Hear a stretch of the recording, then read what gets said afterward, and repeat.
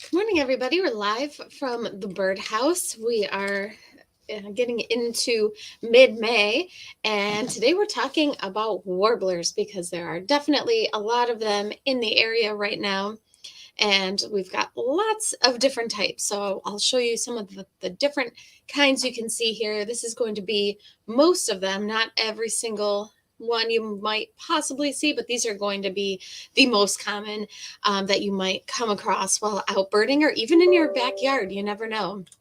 So, if you have any questions, of course, you can put those in the comments. As always, we want to know what kind of things you're seeing either in your backyard or when you're out hiking, what kind of things you might be hearing. So, now is that time of the year where you might get some kind of rare and different things coming into your backyard. And as always, you can put your comments and questions or even just say hi in the little comments box. So, let's get started talking about warblers. And warblers are just some of the birds that are migrating through the area right now. So in spring migration, we can see up to 238 different types of birds in the area. So there's a whole bunch of different species that we might be able to see this month here in the Rochester area. And a lot of these migrants are coming from Central and South America. And as far as warblers go, about 30 species are commonly found in the Rochester area. So they come in quick. They can be kind of hard to see once the trees start to get leaves on them because they bounce around so much. They're usually high up in the trees. So now is a really good time to go out and look for them.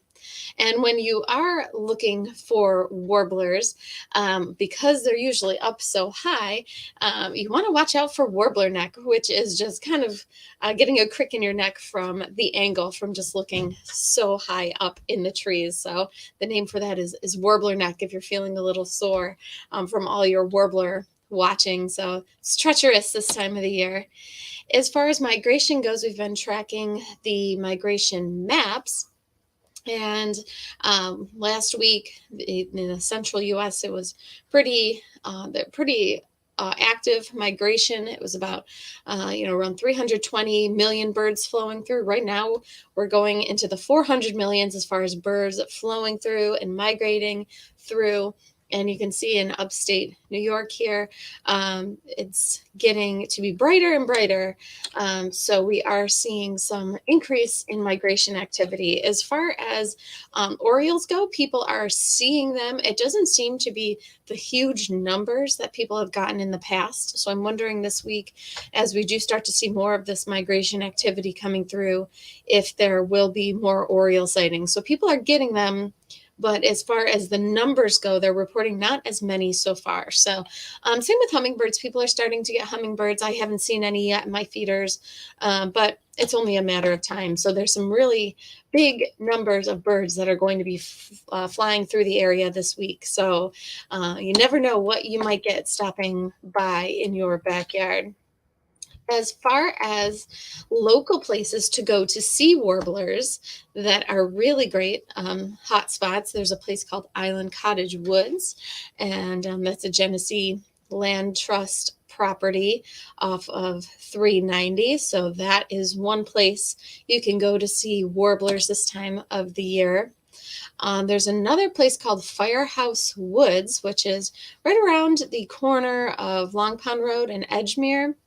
And there's a church across the street you can park at. There's actually a trail behind the church as well, which is a really good spot for looking for warblers this time of the year. But this is also a hot spot for warbler activity this time of the year.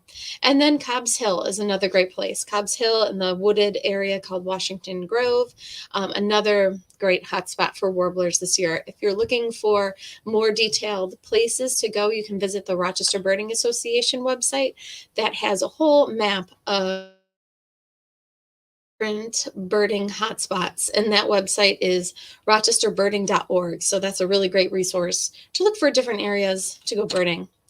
But let's look at some of the different warblers that will come through the area. Most of them are going to be brightly colored, but not all, like this ovenbird. The ovenbird almost looks like a smaller version of a thrush. And you'll see a lot of these birds are all coming from some pretty good distances. So a lot of them Mexico, Central America, or South America. So they're making a pretty large migration flight. So the blue is going to be where they spend the winter. The yellow on all these maps will be where they're just passing through. And then the orange is going to be their breeding range. So that is where they will spend all spring and all summer as they're finding a mate and laying their eggs and raising their young. So this is the ovenbird. They have a song that is kind of almost like a forceful type of call, and it sounds like they're saying teacher, teacher, teacher. And I can pull up what that sounds like, and you're going to mostly hear these birds calling in the woods. So this is more of a woodland type of species. So their call kind of sounds like teacher, teacher, teacher, teacher, teacher. Think of almost like a Carolina wren, but less of a melody to it. It's kind of more forceful than the Carolina wren song, which is kind of more like a sing-songy type of thing. They can often be found foraging on forest floors. They get their name because their nest looks like an old-fashioned oven. They're going to be a little bit larger than your average warbler. So think of like your yellow warbler. If you've got a good feel for that size of like a yellow warbler or yellow-rumped warbler, ovenbird's going to be bigger. They have a pretty distinctive white eye ring there. So they've got that white around their eye. They've got quite a few spots on them. Their legs are pink. They've got black and orange stripes on the top of their head, which is a pretty good characteristic to identify them with. And then their tails often cocked upwards, almost like a wren again. So this is the ovenbird, and here's one in its nest, and you can see that it does almost look like an old-fashioned oven there that it's kind of burrowed into, and you can see the crown on the top of their head pretty well there with the black stripes with the orange in between. So that is your ovenbird. And then if you're by the water, you might see this warbler, which isn't, again, not going to be your typical brightly colored warbler. This is a northern water thrush, like their name suggests. They're going to be by water, so a place with cattails, so marshes, ponds.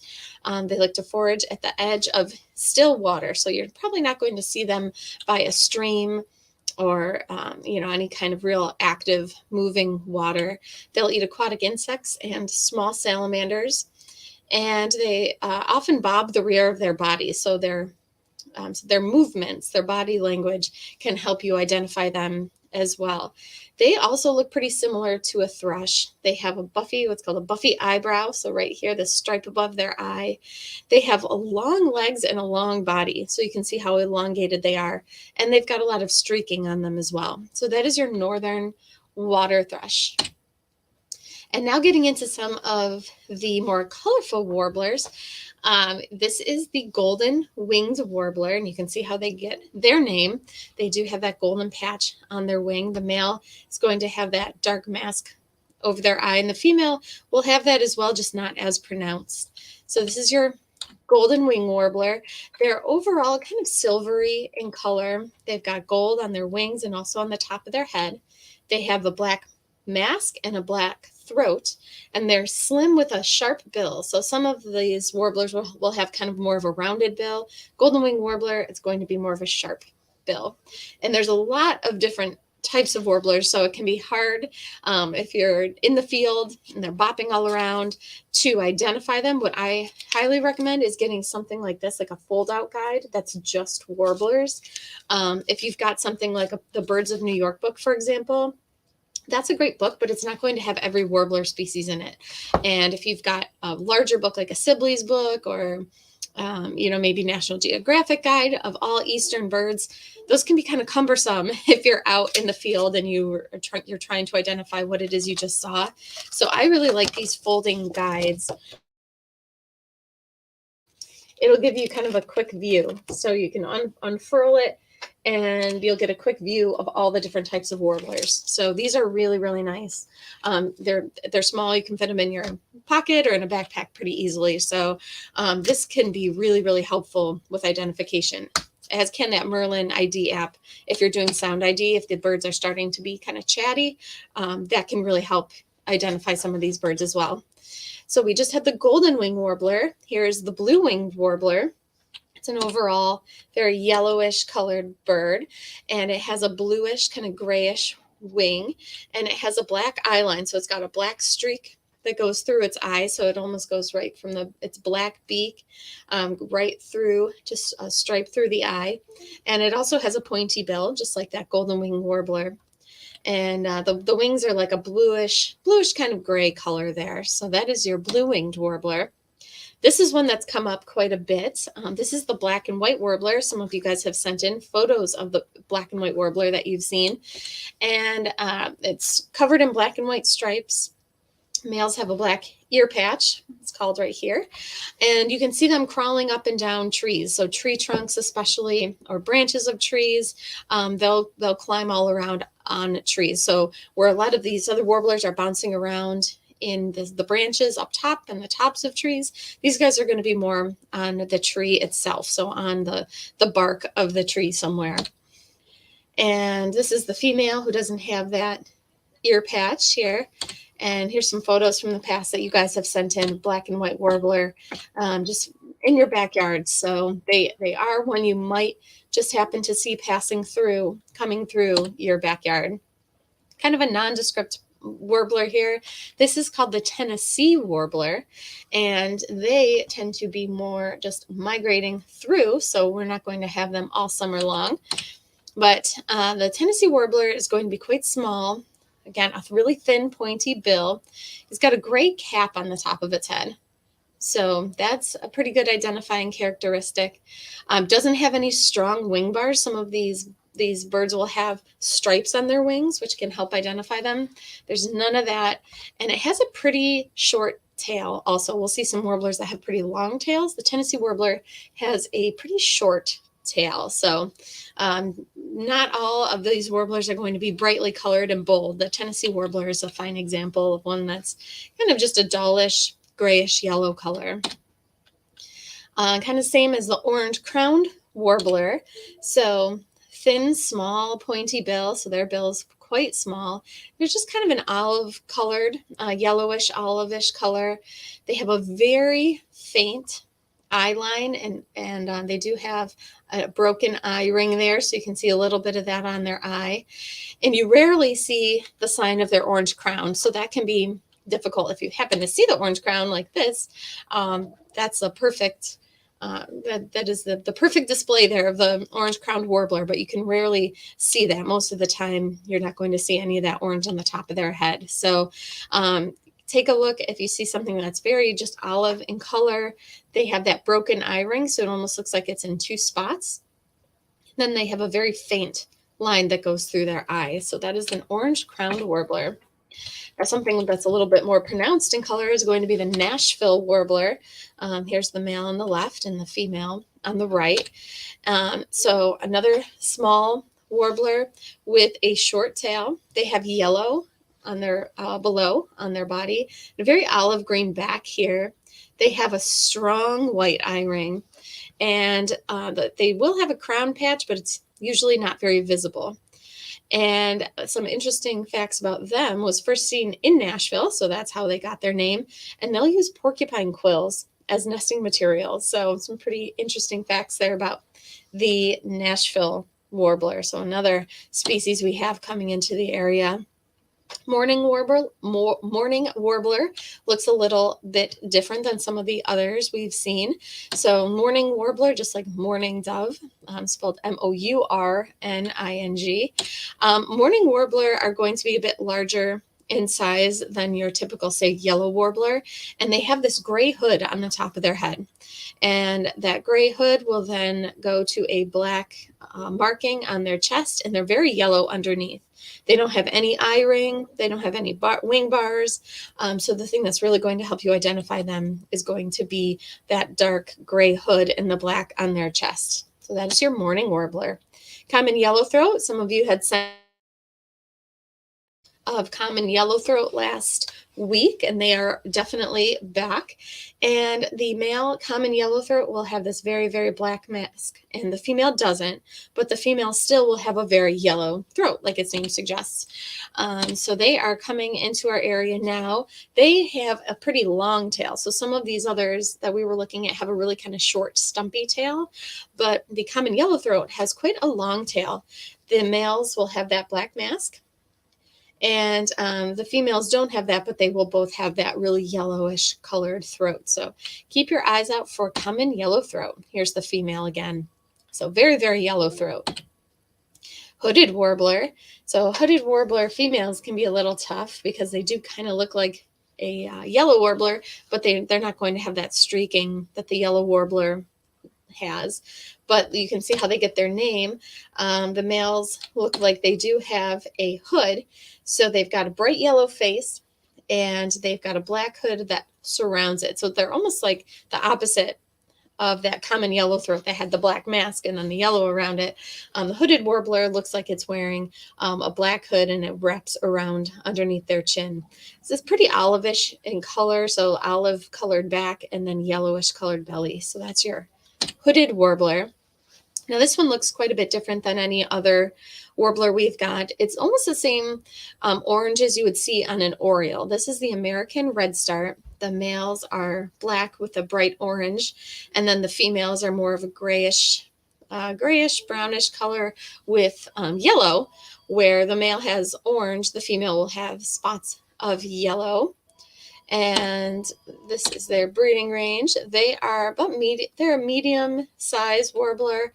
They have a wide flat bill, and they have a very long expressive tail. So their tail will sometimes flare out, and you can see the patches of orange that are on their tail. They're mostly black with bright orange patches. So if you see something that has some orange on it, that's bright, but it's not an oriole, it's probably going to be the American redstart, especially if it's overall very dark in color. We'll see another warbler that has a lot of orange on it, but it looks significantly different. So this is the American redstart.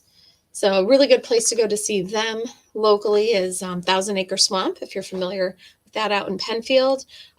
We've seen American redstart out there pretty frequently, and they nest out there as well. So here is the female again. You can see her wide, kind of flat bill as well in this photo. Cape May warbler is really a pretty one. Looks kind of different than any of the others we've seen. It's a warbler again with a short tail. So we've got some with long tails, some with short tails. This is another one with a short tail, thin bill, and it has a chestnut cheek patch. So that's going to be a really good characteristic of it there, and black streaks on a yellow breast. So that's your Cape May warbler. A lot of these guys are very yellowish in color. Here's the female Cape May warbler. She's got streaking on her like a yellow warbler might, but these streaks are black. They're not going to be that reddish color that the yellow warbler has. This is a very neat one called the cerulean warbler. There's not many warblers that we've got locally that are blue. So this warbler is almost like a very light sky blue color. They tend to sit in a horizontal posture. They have wing bars as well. So they've got 2 white wing bars. They have dark streaking on their back. And the females have a whitish colored eyebrow above their eye here. So not a very common warbler around here, but Montezuma has a really healthy population of them, one of the most healthy populations on the East Coast. And I believe it was just last year that there was one seen in Cobbs Hill. So you just never know where you might see them. So this is the cerulean warbler, a really, really beautiful bird here. Northern Parula, we had photos of Northern Parula sent in last week as well. Northern Parula are going to be, again, kind of like a bluish grayish color. They're small with a short tail. They have an olive, kind of like an olive yellow patch on their back, which you can see kind of in this photo here. So they've got a really yellowish patch, like kind of blotch in the back of their back. They have bright yellow throat, and then they do have this chestnut colored band that goes over their breast there. So kind of few different colors. So most of these will have a couple different colors on them. The Parula has quite a few different colors. And then they do have that, not quite an eye ring or broken eye ring. So just a little bit of patch of white below and above their eye. So that is your northern Parula. And you never know what might come to feeders. Every once in a while, we get reports of different types of birds coming to feeders. And this was sent in by Lisa of a northern Parula on her Oriole feeder. So you just never know what you might see coming to your feeders. The Magnolia Warbler looks a little bit similar to the YellowRumped Warbler, but they have lots of dark streaking and what's called a black necklace. It almost looks like that they're wearing a black necklace. They have a black tip tail, which is also long, and they've got this black mask that goes over their face. This is a really, really pretty warbler here called the Magnolia. So they've got that black mask over their face like some of the other warblers we've seen, but then they have this black necklace, which will help you identify them.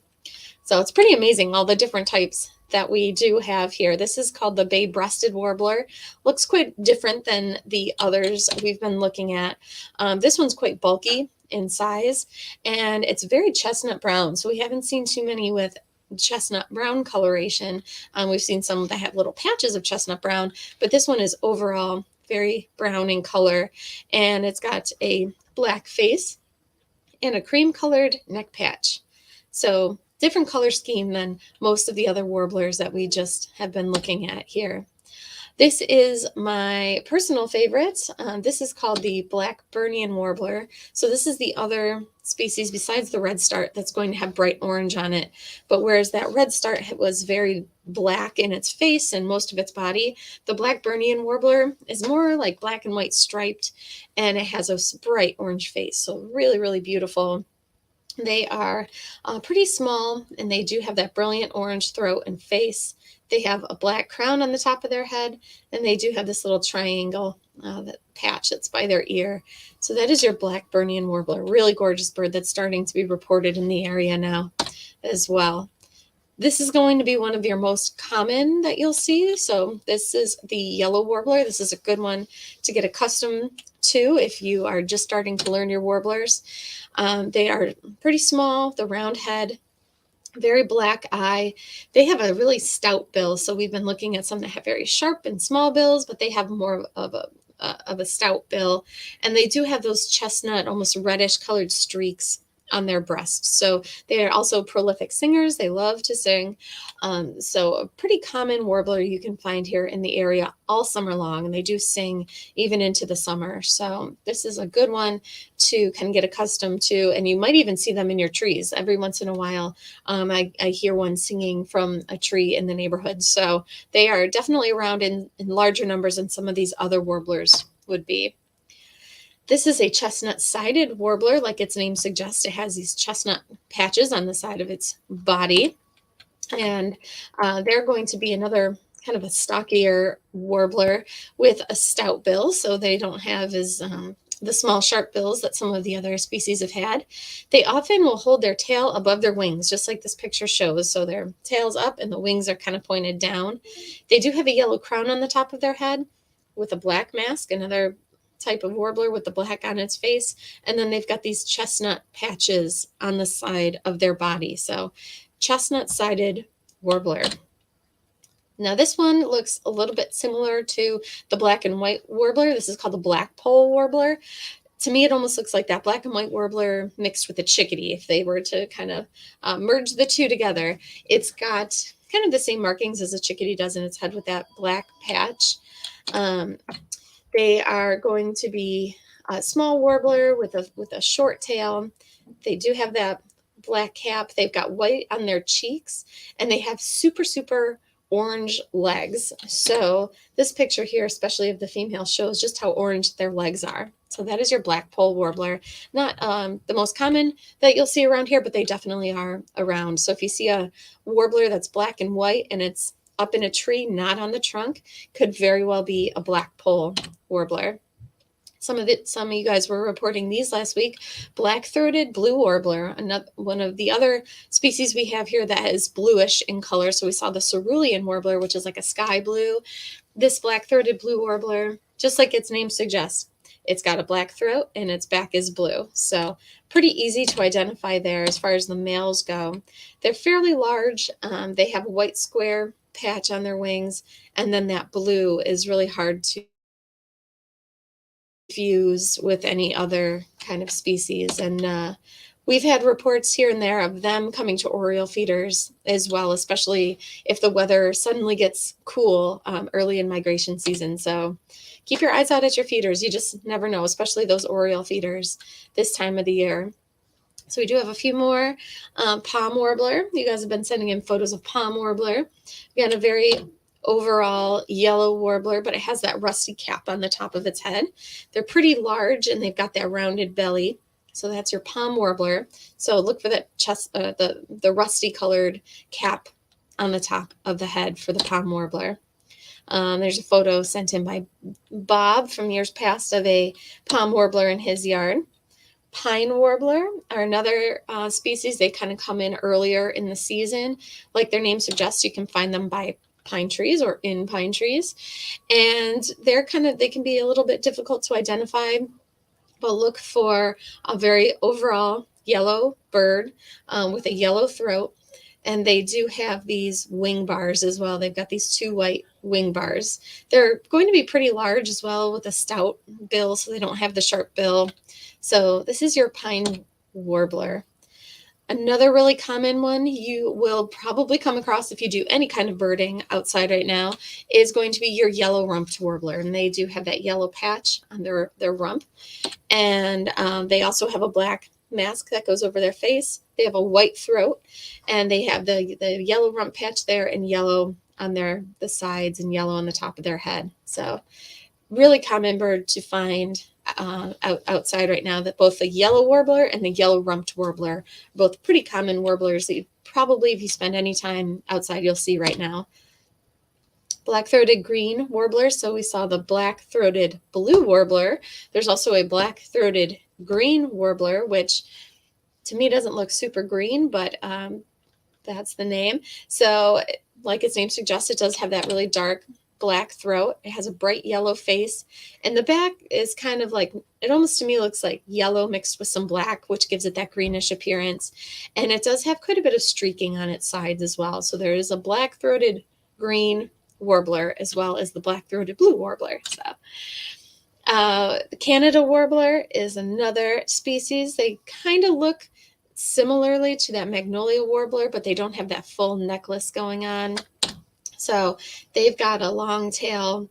They do have an eye ring.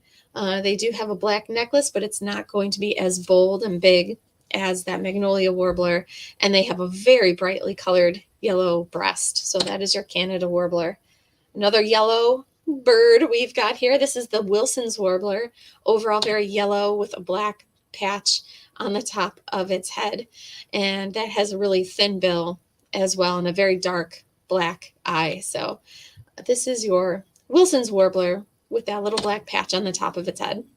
And finally, not a warbler at all, but I like to throw it in because it is a migratory bird. It's super brightly colored, and people do sometimes get it in their backyard, especially if you have some kind of a moving water feature or a feeder with sunflower hearts. This is your scarlet tanager, and there's really nothing else that looks quite like this. We've got cardinals, of course, that are bright red, but the scarlet tanager is very, very bright red with those black patches on its wings. So it's really hard to confuse it with anything else. The female is more of a yellowish colored with grayish wings, not nearly as dark. But scarlet tanager, this time of the year, you never know. Keep your eyes out on your feeders because you just might see them passing through. And they're going to be quite large and stocky, so much bigger than these warblers that we've been looking at. So those are the scarlet tanager. And then as far as attracting warblers to your backyard, it's not as easy as attracting orioles or hummingbirds because they're going to be eating a lot of insects. So putting mealworms out can certainly help. water is great because they all do need some kind of a water source. So if you have a bird bath, that's ideal. Some kind of a bird bath with the solar fountain in it is always great because that moving water does help bring different birds in.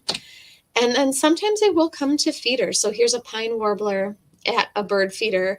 We saw some pictures of different warblers like the northern parula at the Oriole feeder. So those are a really good thing to keep out and keep fresh as far as your oranges and your jelly.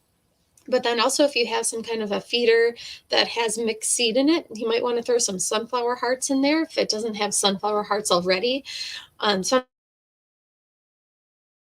Sunflower hearts are just the inside of the sunflower, so they don't have the shell on them. And that can be good for these smaller warblers that have those thinner bills. They don't need to crack open that shell with their beak. So that can help draw in some of these birds. So every once in a while, we get people that'll have warblers on their bird feeders. Not super common, but you never know, especially this time of the year. So if you have any questions, absolutely put them in the comments. We'd love to know what kind of things you guys are seeing. You can put those in there as well. If you just want to say hi, that is great too. So let's see. Bob is on. He says, good morning. Spotted an indigo bunting this morning in the backyard. So that's a great sighting, the indigo bunting. So indigo buntings are brightly colored blue. I can pull up a picture here, my Birds of New York book that I just pulled up. So this, let's see if you can see it there. This is an indigo bunting. So every once in a while, people will get them at their feeders.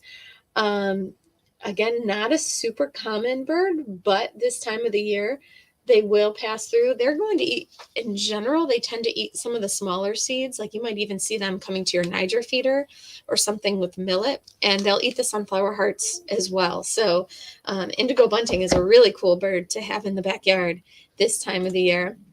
Alyssa says, I had 2 mallard ducks in my yard this morning in the city.